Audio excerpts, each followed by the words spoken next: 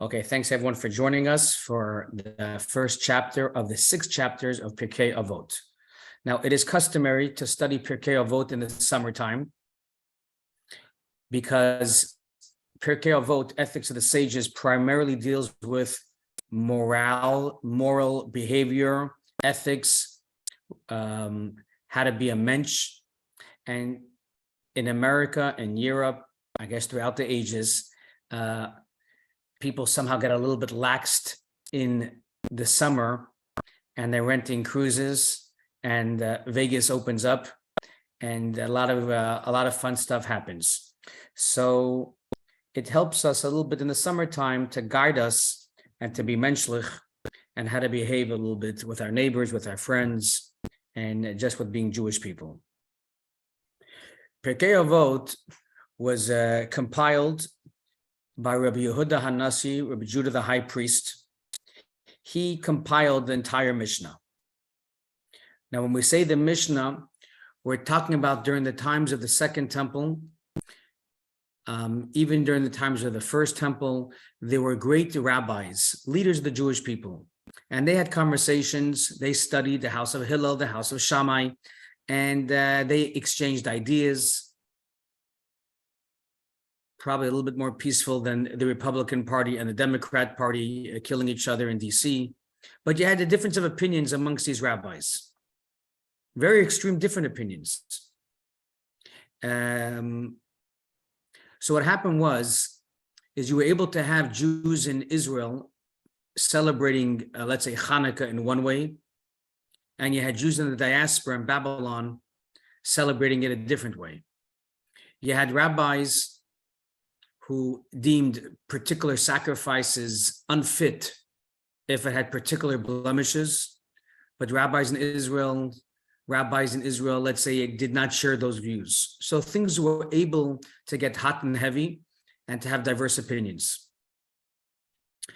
But the Jewish people always exchanged ideas, and they taught these ideas to their students, and their students taught it to their students. And we call this our tradition, and we call this oral law. So the actual Torah, the Bible, the 5 books of Moses, the 10 commandments, in the beginning, God created the heavens and earth. That is text. That is the 5 books of Moses. That was actually written by Moses and Joshua on parchment or whatever they wrote it on. You had the tablets, of course, but then you had the actual Torah. And this Torah was written, some opinions say every tribe of the 12 tribes had their own Torah. So everyone was studying the same. But when the Jewish people came into the land of Israel, and now they have to harvest the land, plant the land, deal with their neighbors, and so on and so forth. So you have new ideas, a new community, new cultures, and hence you have this idea of, well, if there's calamities happening, let's do fast days. How should we fast? What particular days should we fast on, and so on and so forth. So this led to a lot of different ideas and different rabbis having different opinions. And these opinions are all recorded in the Mishnah by Rabbi Yehuda Hanassi. So that's the Mishnah.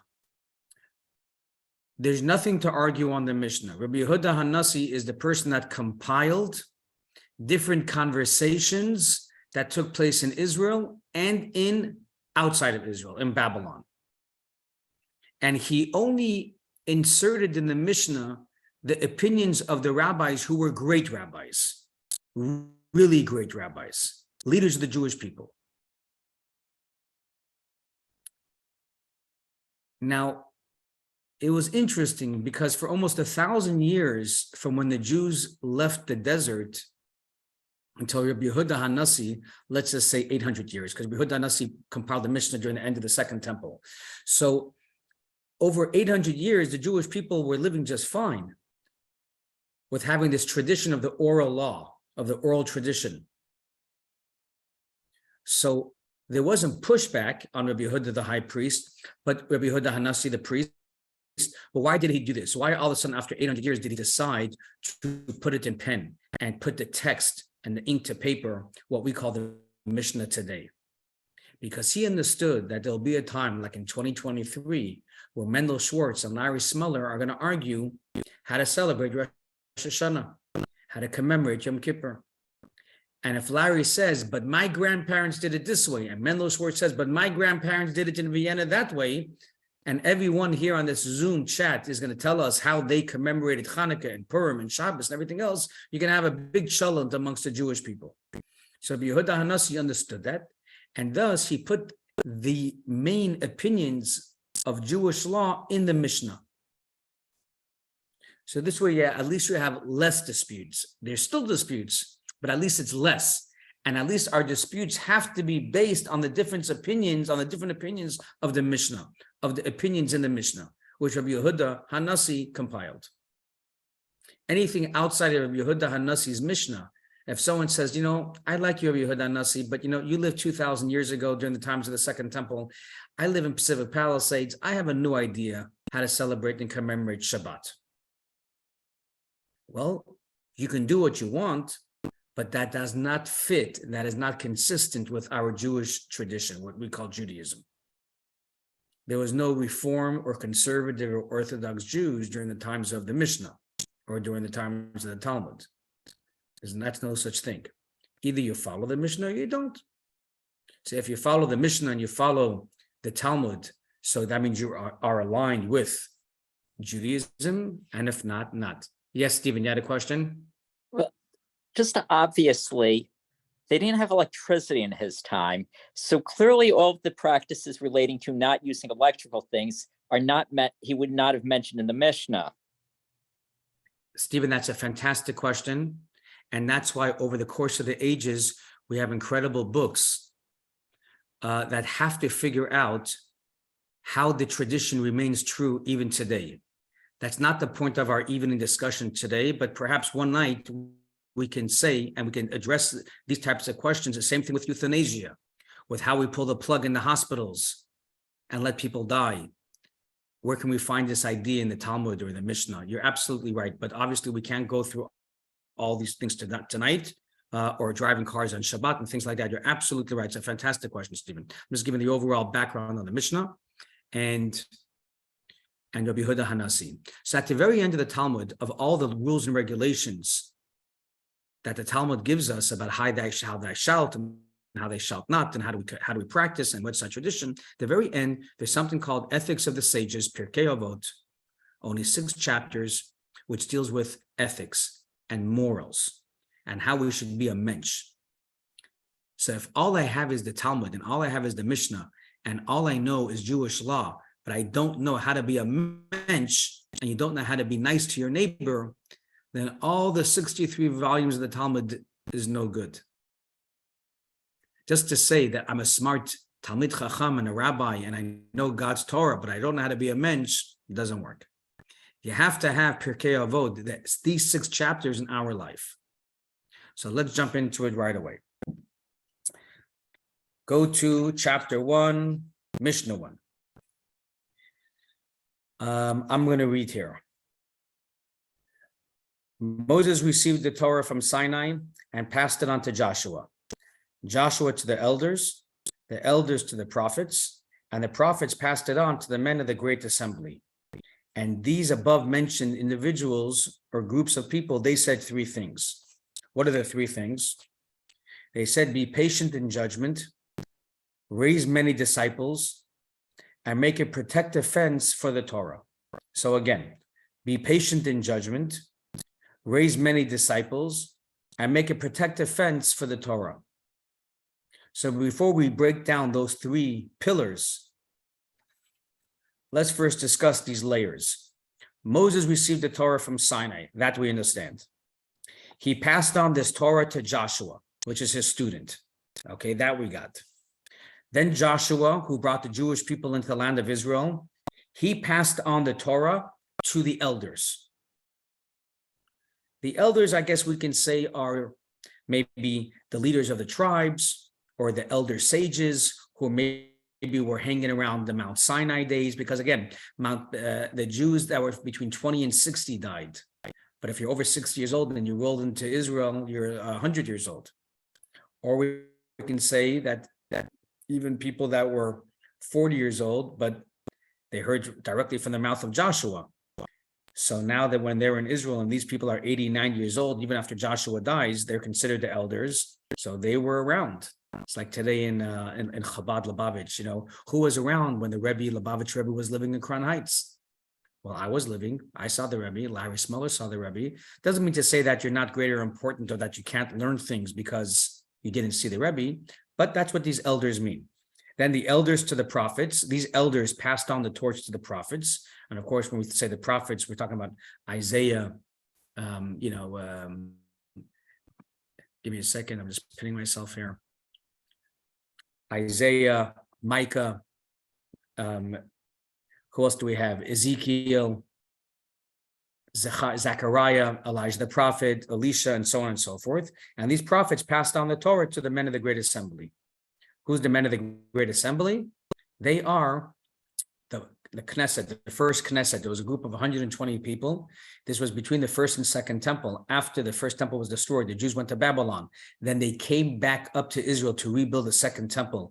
The Jewish leaders of that time was Ezra and Nehemiah, and of course Mordechai from the whole story of Purim.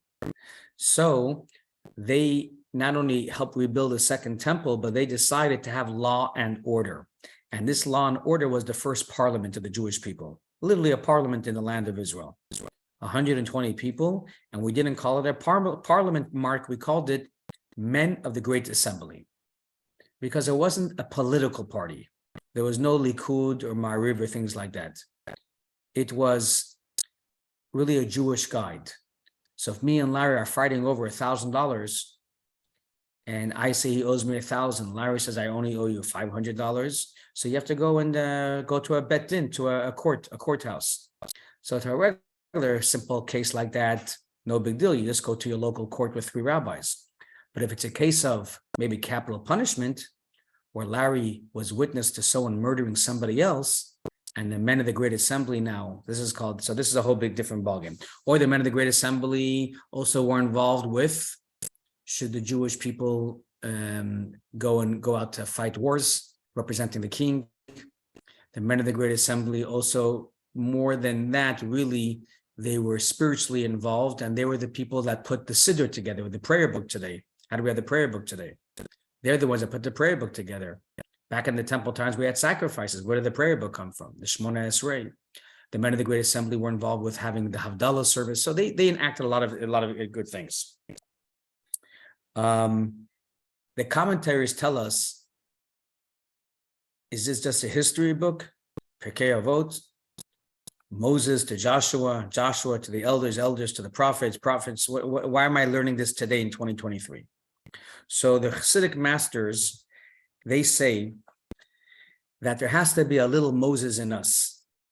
So Moses, the little neshama, the little soul in us, it's pure. It received the Torah from Sinai.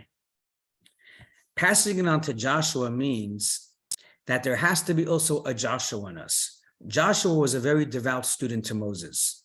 There has to be an element in Mendel Schwartz where, of course, I need to be inquisitive. Of course, I need to question. But there also has to be a part in me where I should be like a Joshua and be a devout student of my father, or a devout student of my teacher, or a devout student of whoever is teaching me particular Torahs. That's called being committed to not only the Torah, but the person who's teaching me the Torah. The elders, I'm not sure exactly how we can quantify the elders in me, but typically elders mean people who understand, who have wisdom. There has to be a certain wisdom in us to teach and give off the Torah that I learned from my masters and give it on to the next people, to be there for the next generation. Like I was saying before, who are the people that saw the Rebbe? They're considered the elders. They can't be hermits in closets, but they have to pass it on to the next people. But it's not enough just to be an age-old wise person to pass on the torch. You have to also have the prophet in us. And the prophet in us means that we are spiritually connected to God. You know, you have professors in UCLA hospital, in UCLA, or professors at USC, they're considered the elders. They're considered the professors. They're the ones that are teaching the education to the next generation, things that they've learned from their masters, from their teachers. But it's not enough just to be an elder, especially if an elder is teaching moral behavior and ethics. It's certainly not enough to be an elder. You also have to have the prophet in us. And what do I mean? The elder or the professor, there's a cute story that he was teaching ethics in university, whether it's UCLA, USC, whatever the case is. And his 50 students in college are listening to the professor teaching what it means to be ethical and to behave like a mensch. Then on the weekend, they saw this same professor who's considered the elder, and they see he's in a jacuzzi with a minion of the opposite sex. So this is called, so the students said, teacher, master, you're teaching us the whole month about ethics and behavior. What's going on over here? So he says, I'm only an elder. I'm only a professor, 9 to 5 when I'm teaching in class. This is the weekend. Leave me alone. So Pirkei Avot says, Ethics of the Sages says, it's not enough just to be an elder. You also have to have the prophet in us. You also have to be connected to godliness. A professor that teaches ethics who is devoid of spirituality or godliness, it'll be very short-lived. You also have to be an elder that's also like a prophet. And finally, the men of the Great Assembly. The men of the Great Assembly also represents the human species, the regular people, the people like us that are anointed or that are coordinated or are voted in to pass law or to, again, be a mensch. And that's the men of the Great Assembly. Okay, so what do they teach? Be patient in judgment, raise many disciples, and make a protective fence for the Torah. The first two are self-understood. Make a protective fence for the Torah is today, or sometimes in the shtetl in Europe, they would enact different things to basically help preserve Judaism. Whether it's like having a mechitza, partition, that's called making a fence so that men and women, let's say, don't mingle. Making a fence is, let's say, not to play musicians, not to play instruments, because if you're going to play instruments on Shabbat, then you may want to start to fix the instruments or bring the instruments to the synagogue, and you may transgress with carrying it in a public domain. So these are things called making a fence. And when Judaism was beginning with the men of the Great Assembly, especially in that time, they were very particular about these things to help preserve Judaism. And incredibly, we're still here today, a few thousand years later. Okay, Mishnah 2. I'm back inside. Shimon the Tzaddik, Shimon the Just, he was the righteous one. He was from the last of the men of the Great Assembly. So the men of the Great Assembly, let's say the youngest person at the time there was, let's say, 30 years old, maybe 20 years old, Shimon the Tzaddik. So around 100 years later when he died, let's say, so you're talking now a little bit deep into the Second Temple era, he would say, this Shimon HaTzadik, the last guy standing, he would say the world stands on 3 things: Torah, worship means prayer, and deeds of kindness. So the world was created to make this a dwelling place for God. No one disagrees with that. God wanted to dwell here on planet Earth. But how can we make this world a dwelling place for God? It is through these 3 things: Torah, prayer, and deeds of kindness. If you're only kind and you have no Torah in your life, it's nice, but it can't be a dwelling place for God. If you only have Torah, but you're not a mensch, also not so good. I was going to shul the other day on the sidewalk. I was going to shul on this, and I was passing by a religious-looking Jew, and I said, Shabbat Shalom, and he didn't answer. So I said, Good Shabbos. And, more in the Ashkenazi, said, Good Shabbos. He didn't answer, because I guess he was busy in his thought, and he was maybe studying something in his brain. So I said again, Good Shabbos, sir. And finally, he turned around and he said, Good Shabbos.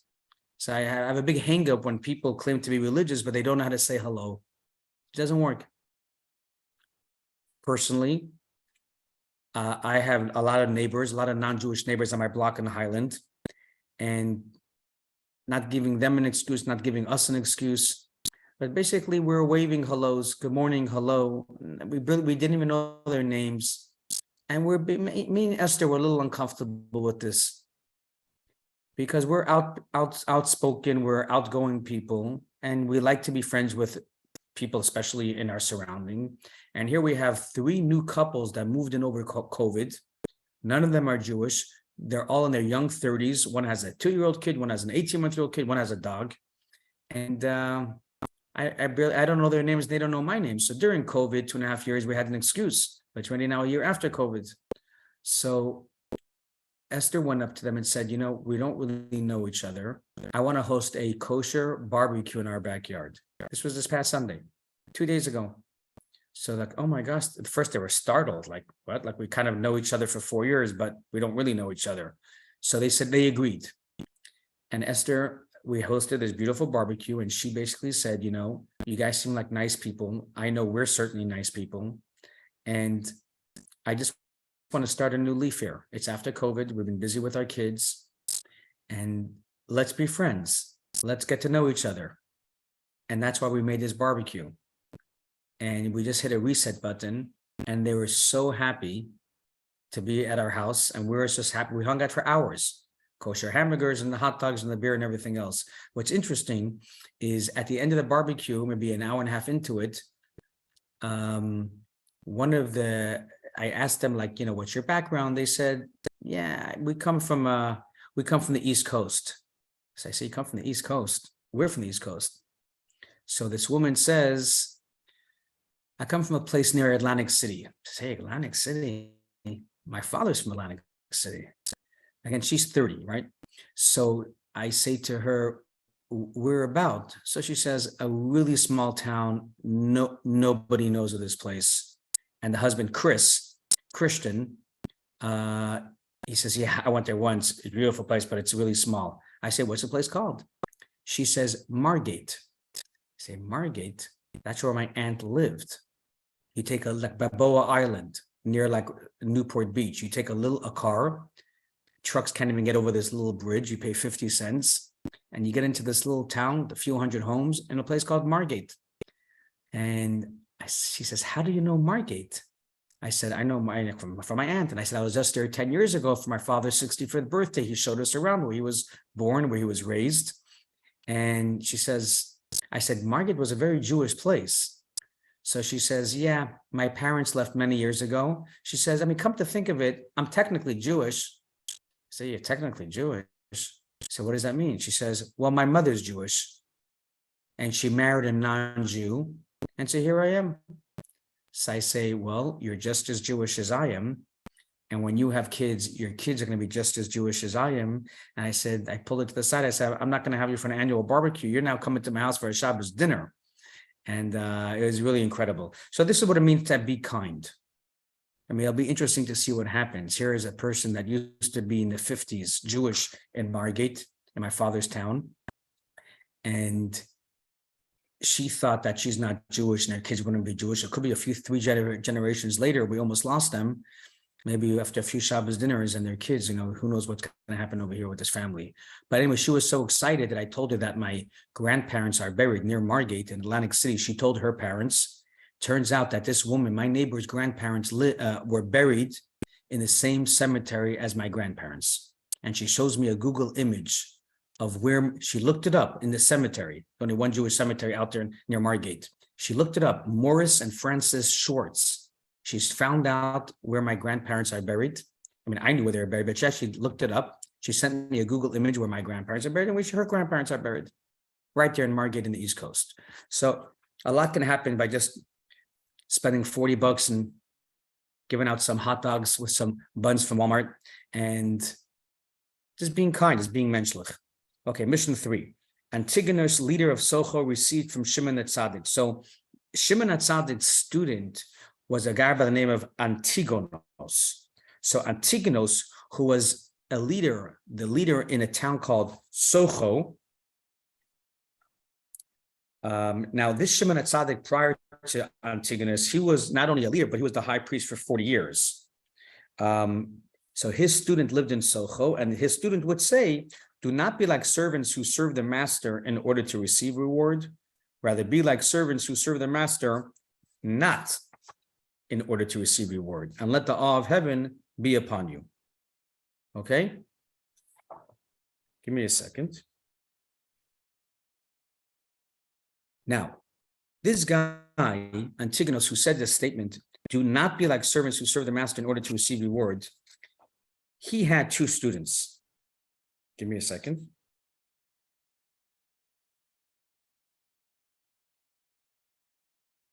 Trying to see it over here. Just try to find it here. Give me a minute. Anyways, he had two students and it didn't jive with him too much. They wanted reward. If I'm working hard, you invest your time in a business, you want to make money on your investment. So Antigonus had students who basically, they didn't like this concept.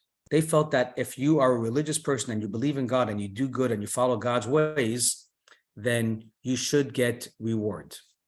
So they actually became apostates. I'm just trying to find the student's name. Give me just another minute.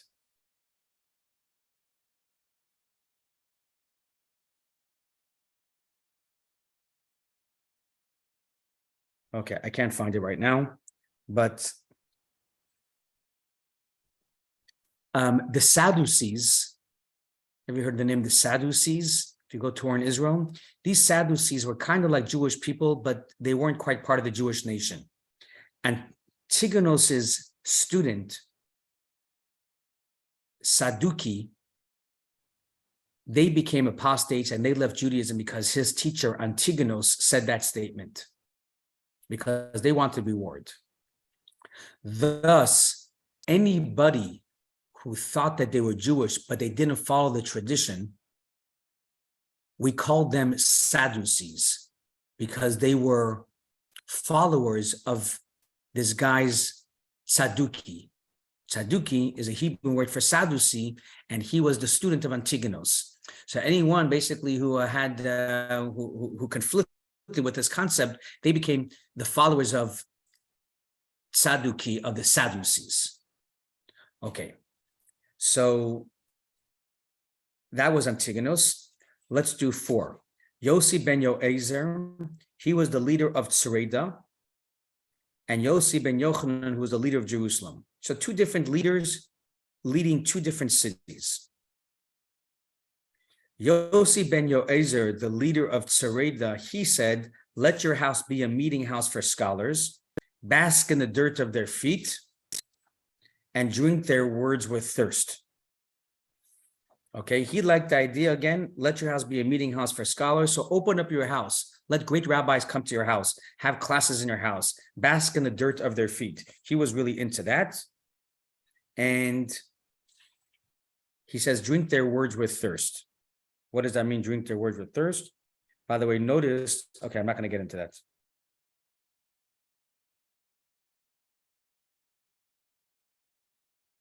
Okay, let's continue.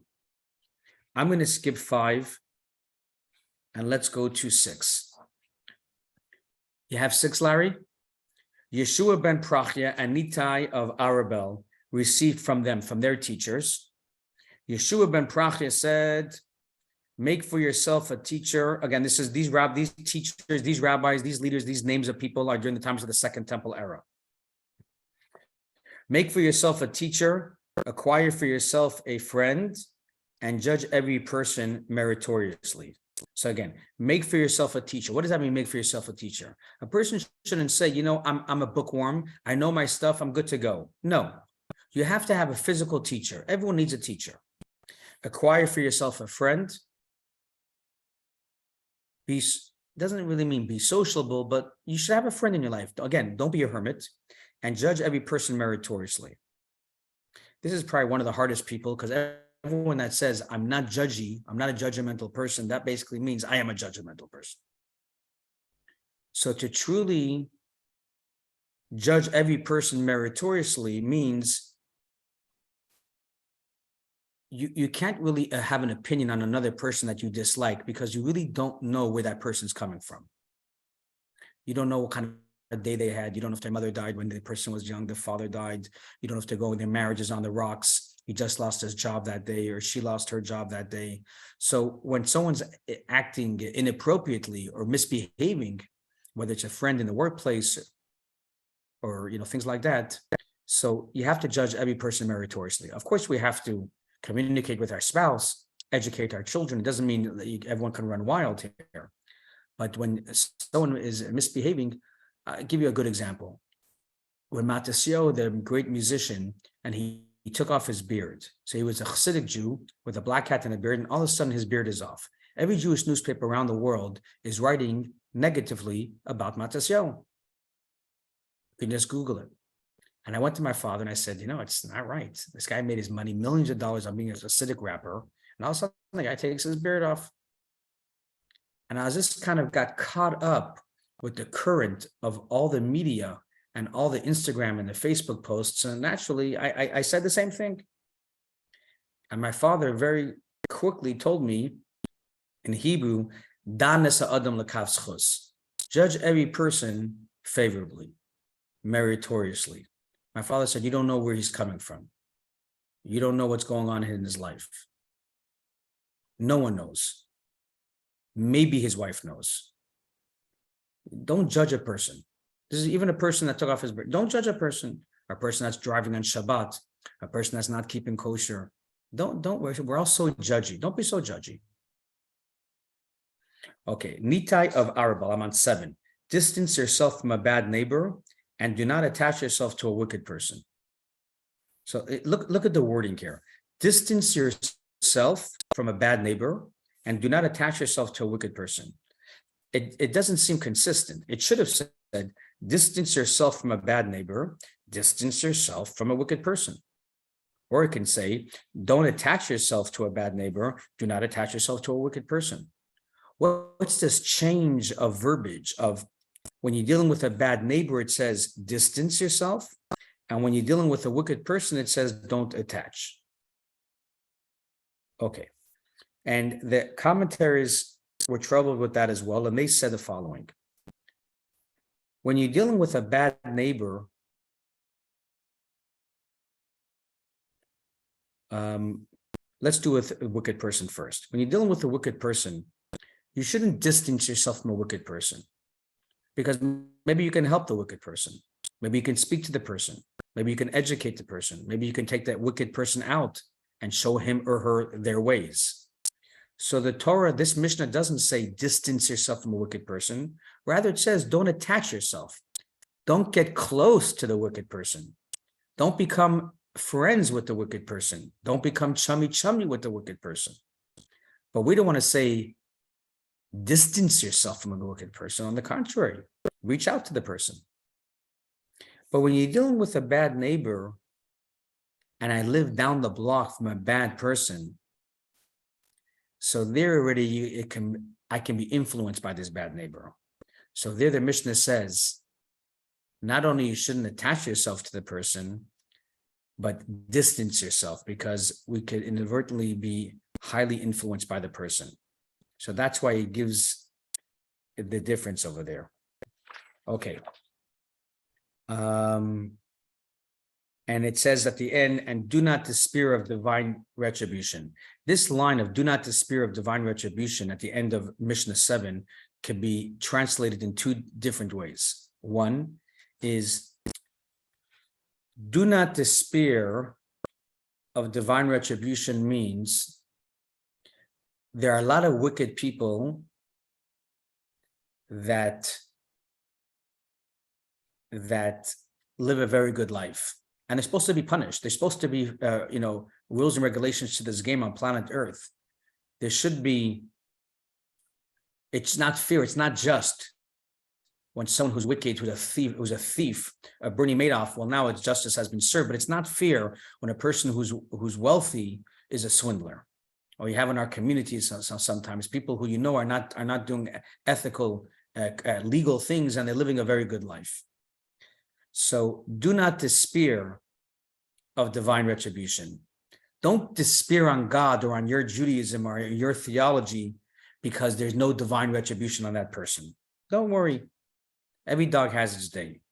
Do not despair of divine retribution. And also, it's referring to me as well. Give me a second.